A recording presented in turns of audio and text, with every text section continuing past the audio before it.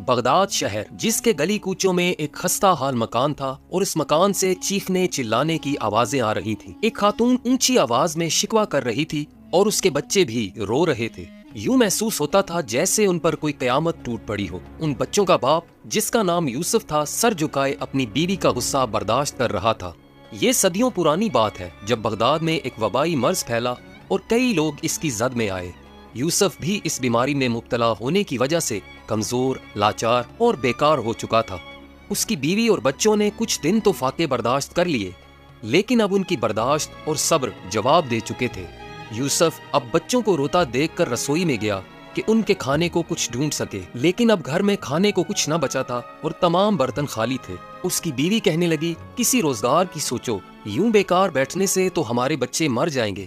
بیوی کی باتیں سنی تو یوسف بولا، میں نے زندگی میں کوئی کوتاہی نہیں برتی، لیکن بیماری نے مجھے کمزور کر دیا ہے اور اب میں کام کاج کے قابل نہیں، یہ تم بھی جانتی ہو۔ بیوی کی باتیں سن کر وہ بہت پریشان تھا اور گھر میں کچھ تلاش کرنے لگا۔ آخر اس نے ایک لمبی رسی تلاش کر لی اور کہنے لگا، میں اس رسی کو بیچ کر آتا ہوں تاکہ بچوں کے لیے کچھ کھانے پینے کا انتظام کر سکوں۔ یوسف کی باتیں سنی تو بیوی نے کہا، آج تو کھا لیں گے، کل کیا کریں گے؟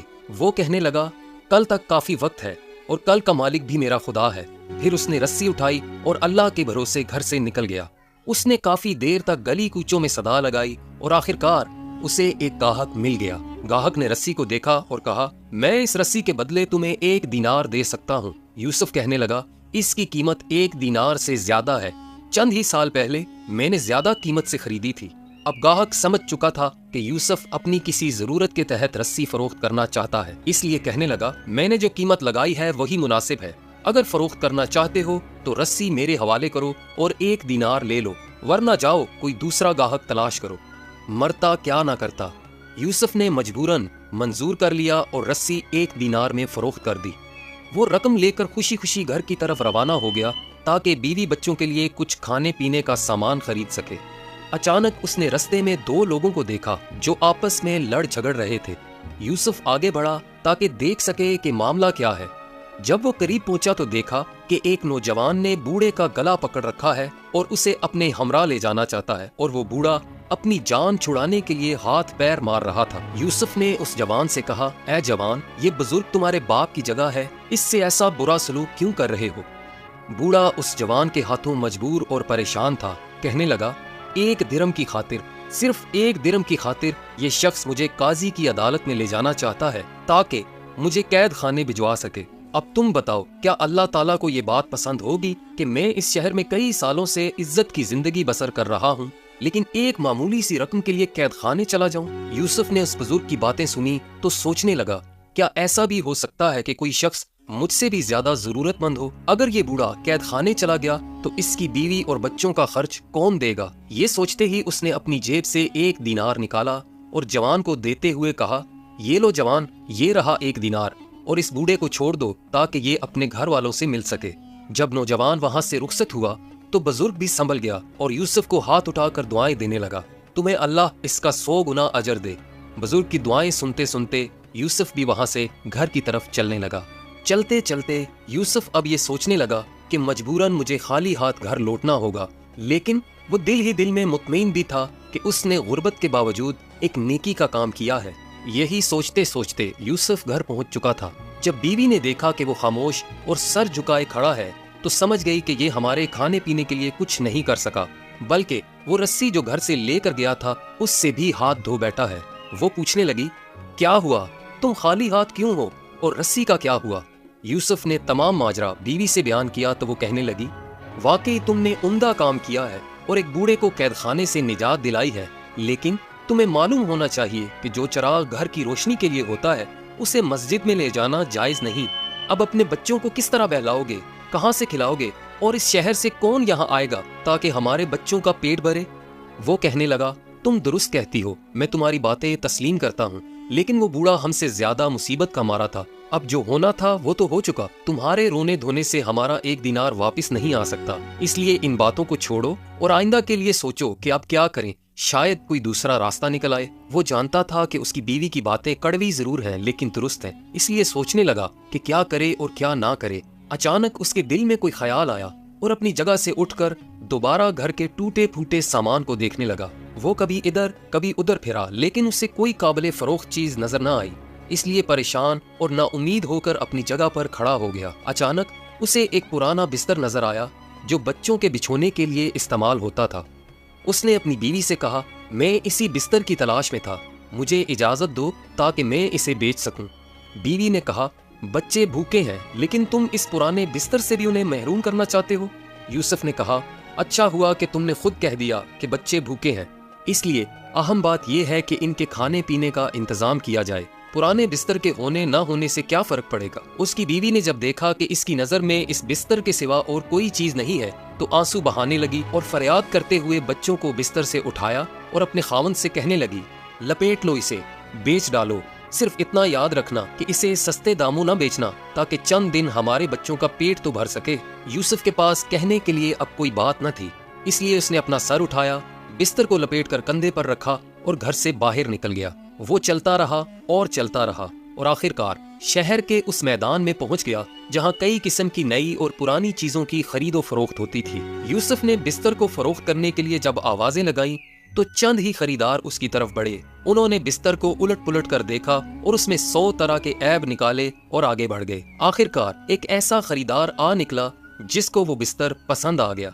उसने इस बिस्तर की कीमत दरियाफ्त की। यूसुफ कहने लगा, 10 दीनार। खरीदार को इस बिस्तर की मुतलकन कोई जरूरत न थी, और जब उसने 10 दीनार का नाम सुना तो कहने लगा, इस फटे पुराने बिस्तर के लिए ऐसा कौन शख्स होगा जो 10 दीनार जाया करेगा। ये कहने के बाद वो खरीदार आगे बढ़ गया और यूसुफ से दूर होने लगा, लेकिन वो भी इसके ताक़ुब में लपका और उसका हाथ पकड़कर कहने लगा, जनाब ऐसा जुल्म ना करें, मैं अपनी जरूरत की वजह से इस बिस्तर को इससे भी कम कीमत पर फरोख्त कर दूंगा। आखिरकार उसने ये बिस्तर 3 दीनार में फरोख्त किया और रकम लेकर घर की तरफ रवाना हुआ। वो रास्ते में सोचने लगा कि अपने बच्चों के लिए क्या खरीदे ताकि वो खुश भी हो जाएं और उनका पेट भी भर जाए। इतने में उसे एक बुढ़िया के रोने की आवाजें सुनाई दी। वो वहीं अपनी जगह पर खड़ा हो गया। उस बुढ़िया ने अपने जवान बेटे का हाथ पकड़ रखा था और उससे इल्तजा कर रही थी कि मुझे हकीम के पास ले चलो, मुझे हकीम के पास ले चलो। लेकिन वो नौजवान उस बुढ़िया से अपना पीछा छुड़ाना चाहता था और कह रहा था, अम्मा जान मुझे जाने दें, मैं आपके इलाज के लिए रकम कहाँ से लाऊं। यूसुफ ने जब उन माँ बेटे का माजरा देखा तो आगे बढ़ा और उनके झगड़े का सबब पूछा। बुढ़िया ने कहा, मैंने अपने इस बेटे की तालीम और परवरिश में कई साल बसर किए हैं, लेकिन अब जबकि मैं बीमार हूँ तो ये मुझे हकीम के पास नहीं ले जाता। वो नौजवान कहने लगा, मैं तस्लीम करता हूँ, मेरी माँ ने बड़ी तकलीफ उठाई और मुझे पाला पोसा, लेकिन मैं मजबूर हूँ, मेरे पास इतनी रकम नहीं है कि मैं अपनी वालिदा को इलाज के लिए ले जा सकूँ। यूसुफ ने जब ये माजरा देखा तो परेशान हुआ और अपना कुल सरमाया यानी 3 दीनार अपनी फटी पुरानी चादर से निकाले और नौजवान के हवाले कर दिए। उस नौजवान को यूसुफ की सखावत पर यकीन न आया। उसने चाहा कि इसके कदमों पर गिर पड़े, लेकिन यूसुफ ने उसे ऐसा करने से रोक दिया और कहने लगा, मेरे प्यारे, अपनी जरूरत पूरी करो और वालिदा की खिदमत करो। ये कहने के बाद वो दोनों माँ बेटा वहाँ से चल पड़े और यूसुफ दोबारा उसी तरह तरह के ख्यालात में डूब गया। वो इसी तरह हैरान परेशान खड़ा था और इधर उधर देख रहा था। जब काफी देर के बाद संभला तो घर की तरफ चल पड़ा, लेकिन भूख और फाका कशी से चलने की हिम्मत भी न थी। वो इस हालत में भी घर जाने पर मजबूर था, इसलिए गिरता पड़ता घर पहुंचा और दरवाजे पर दस्तक दी। उसकी बीवी और बच्चे इंतजार में थे, इसलिए बीवी ने फौरन दरवाजा खोला और उसके चेहरे पर खुशी नुमायां थी, लेकिन अपने खावंद के लटके हुए चेहरे को देखकर उसकी ये खुशी जाती रही। बीवी कहने लगी, ऐ मर्द, तूने क्या किया? तुम फिर खाली हाथ लौटे हो। बीवी को गुस्से में देखा तो यूसुफ ने तमाम माजरा बयान कर दिया। जब तमाम किस्सा सुना तो बीवी कहने लगी, तुम्हें फिर दूसरों की मोहब्बत और दोस्ती ने धोखा दिया है। मालूम नहीं तुम अपने बच्चों से ऐसी मोहब्बत का बर्ताव क्यों नहीं करते। अब तुम खुद ही बताओ, हम क्या करें, कहाँ जाएं? अब मेरे बच्चों में ज्यादा देर तक भूख की शिद्दत बर्दाश्त करने की हिम्मत नहीं है और शायद इनकी मौत भी इसी फाका कशी की वजह से होगी।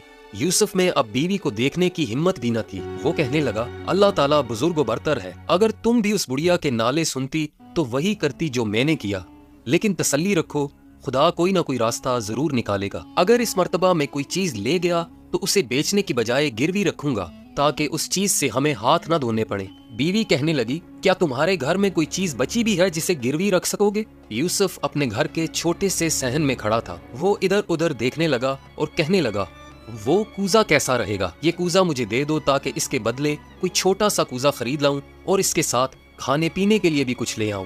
اس کی بیوی جو پہلے ہی غصے میں تھی کہنے لگی، اس کوزے کی جان سے بھی ہاتھ دھو لو، یہ کوزہ نہ تو تم سے کوئی خریدے گا اور نہ ہی گروی رکھے گا، بلکہ ایسا کرو اس کوزے کو کسی کو بخش دو یا توڑ دو۔ مایوس یوسف اب آگے بڑھا اور کوزہ اٹھا کر کہنے لگا، مجھے ذلیل تو نہ کرو، تم جانتی ہو میں اپنے بچوں کے لیے ہی یہ سب کچھ کر رہا ہوں۔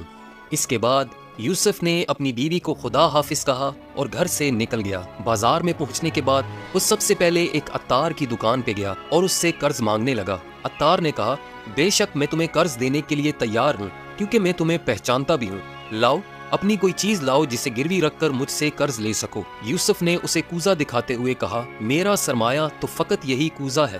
عطار نے کوزہ کو دیکھا اور کہنے لگا، آخر ایک استعمال شدہ اور پرانا کوزہ جس کا رنگ بھی اڑا ہوا ہے، گروی رکھنے کے قابل نہیں ہے، اس لیے جاؤ اور کوئی ایسی چیز لے آؤ جو گروی رکھنے کے لائق تو ہو۔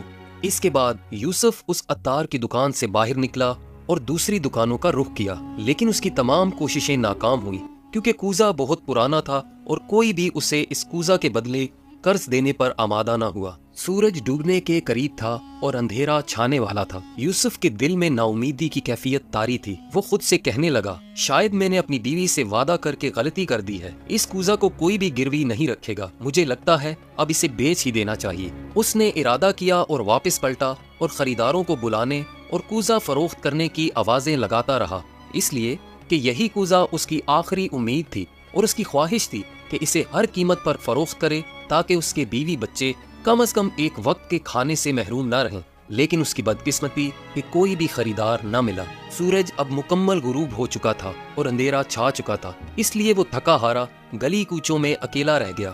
پھر وہ ایک مدھم سی روشنی کے سامنے بیٹھ گیا جو ایک مکان کی کھڑکی سے چمک رہی تھی۔ وہ کافی دیر بیٹھا رہا اور سوچتا رہا کہ اس حالت میں کیسے گھر جائے اور بیوی بچوں کو کیا جواب دے۔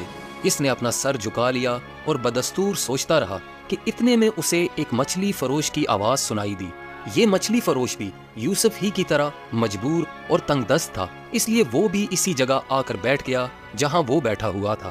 جلد ہی وہ دونوں ایک دوسرے کا حال احوال سننے اور کہنے لگے اور ایک دوسرے کے غم گسار بن گئے۔ مچھلی فروش کہنے لگا، ہم دونوں کے حالات ایک جیسے ہیں، آؤ کوئی ایسا کام کریں کہ تم اس کوزے سے چھٹکارا حاصل کرو اور میں اس مچھلی سے جو میرے ہاتھ میں بچی ہوئی ہے، میں تم سے کوزہ لے لیتا ہوں اور تم مجھ سے مچھلی لے لو اور اپنے گھر جاؤ تاکہ کم از کم آج کی رات تو تمہاری بیوی اور بچے اپنا پیٹ بھر سکیں۔ یوسف نے کچھ سوچا اور کہنے لگا، ہمارے لیے اس کے علاوہ اور کوئی چارہ بھی تو نہیں، میں بجائے اس کے کہ خالی ہاتھ گھر جاؤں کم از کم ایک مچھلی تو میرے ہاتھ میں ہوگی۔ اب یوسف ایک چھوٹی سی مچھلی کا مالک بن گیا اور اس کے بدلے مچھلی فروش کو ایک بڑا لیکن پرانا کوزہ مل گیا تھا۔ مچھلی فروش نے بہت جلد کوزہ لے لیا اور گھر کی طرف تیزی سے روانہ ہو گیا اور چھوٹی سی مچھلی یوسف کے حصہ میں آ گئی۔ وہ اپنے انہی خیالات میں غرق تھا اور کہہ رہا تھا، ہائے افسوس، مجھ پر کتنی مصیبتیں گزری ہیں۔ پھر وہ آہیں بھرتے اور روتے ہوئے گھر کی طرف چل پڑا۔ جب وہ گھر پہنچا تو نہایت حسرت اور دکھ بھرے انداز سے دروازے پر دستک دی تو معمول سے جلد دروازہ کھول دیا گیا۔ اسے معلوم تھا کہ اس کی بیوی اور اس کے بچے آنے کی گھڑیاں گن رہے تھے۔ وہ گھر میں داخل ہوا تو صحن میں بیوی بچوں کے سامنے وہ مچھلی رکھ دی اور انتظار کرنے لگا کہ اس کی بیوی کیا کہتی ہے۔ اگرچہ یہ مچھلی چھوٹی سی تھی لیکن اس پرانے کوزے کو گروی رکھنے کے برابر ضرور تھی۔ وہ کچھ دیر خاموش رہا اور پھر کہنے لگا، میں نے وہ کوزہ گروی نہیں رکھا بلکہ اس کے تبادلہ میں یہ مچھلی لی ہے۔ اس کی بیوی مچھلی کو دیکھ کر بہت خوش تھی، لیکن فوراً ہی اس کے چہرے کا رنگ تبدیل ہو گیا اور کہنے لگی، گویا تم نے کوزہ دے کر مچھلی لی ہے؟ آخر ہمارے گھر اب بچا ہی کیا ہے؟ کیا تم نے جانے سے پہلے وعدہ نہیں کیا تھا کہ اس کوزہ کو فروخت نہیں کرو گے بلکہ ایک چھوٹا کوزہ خریدو گے؟ یوسف اپنی بیوی کی باتیں سن کر سر جھکائے بیٹھا تھا اور بس اتنا کہہ سکا، اس کوزہ کو گروی رکھنے کے لیے کوئی بھی تیار نہ ہوا۔ میرے ہاتھ پاؤں بندھے ہوئے تھے اور میں مجبور تھا۔ بیوی اب دل ہی دل میں افسوس کر رہی تھی کہ وہ کوزے سے بھی ہاتھ دھو بیٹھے ہیں۔ وہ اپنی جگہ سے اٹھی، تھال اور چاقو لے آئی اور مچھلی کو صاف کرنے لگی۔ وہ اسی طرح مچھلی صاف کر رہی تھی کہ اچانک حیرت سے کہنے لگی، یہ کیا ہے جو مچھلی کے پیٹ میں چاند کی طرح چمک رہا ہے؟ یوسف آگے بڑھا اور مچھلی کے پیٹ کی آلائش دیکھ کر خوشی سے چلانے لگا، موتی، اے عورت، یہ تو قیمتی موتی ہے۔ یوسف کے چلانے سے اس کا خاموش اور اداس گھر خوشی سے بھر گیا تھا۔ وہ رات اس کی بیوی اور بچوں نے یاد الہی میں گزار دی اور خوشی سے پھولے نہ سمائے۔ اب وہ صبح کا انتظار کرنے لگے کہ کب جوہری اپنی دکان کھولے گا۔ ابھی جوہری نے اپنی دکان بھی نہ کھولی تھی کہ یوسف اس کے دروازے پر موجود تھا۔ جیسے ہی دکان کھلی تو اسے وہ موتی دے کر اس کے بدلے بے اندازہ رقم وصول کر لی۔ اس دفعہ وہ خالی ہاتھ نہ تھا، بلکہ گھر جاتے ہوئے اس کی گٹھڑی درہم و دینار سے بھری ہوئی تھی۔ یوسف نے اس رقم سے گھر کی ضروریات، بچوں کے لباس اور نئے بچھونے خرید لیے۔ کافی عرصہ کے بعد ان کے طرز زندگی میں تبدیلی واقع ہو چکی تھی۔ جب چند دن گزر گئے تو یوسف کے حالات بھی پریشانی سے آسودگی میں تبدیل ہو گئے۔ لیکن کہتے ہیں کہ زندگی ایک مسلسل امتحان ہے۔ ایسا ہی ایک واقعہ یوسف کے ساتھ دوبارہ پیش آیا۔ ایک دن شام سے تھوڑی دیر پہلے اس کے دروازے پر دستک ہوئی تو یوسف نے دروازہ کھول کر دیکھا، ایک پریشان حال درویش اس کے سامنے کھڑا ہے اور وہ صاحب خانہ کا انتظار کر رہا تھا۔ یوسف بھی اب کوئی فقیر نہ تھا بلکہ صاحب مال تھا۔ درویش کو دیکھ کر وہ بے حد خوش ہوا اور مسکراتے ہوئے اسے دعوت دی کہ اندر تشریف لے آئیں۔ درویش نے یوسف کو اپنا تعارف کرایا اور کہنے لگا، نہیں، میرے پاس مہمان بننے کا وقت نہیں ہے، میں مجبور اور تنگ دست ہوں۔ اگر تم انسان دوستی کا ثبوت دینا چاہتے ہو تو میری مدد کرو تاکہ اپنی پریشانی سے میں نجات پا سکوں۔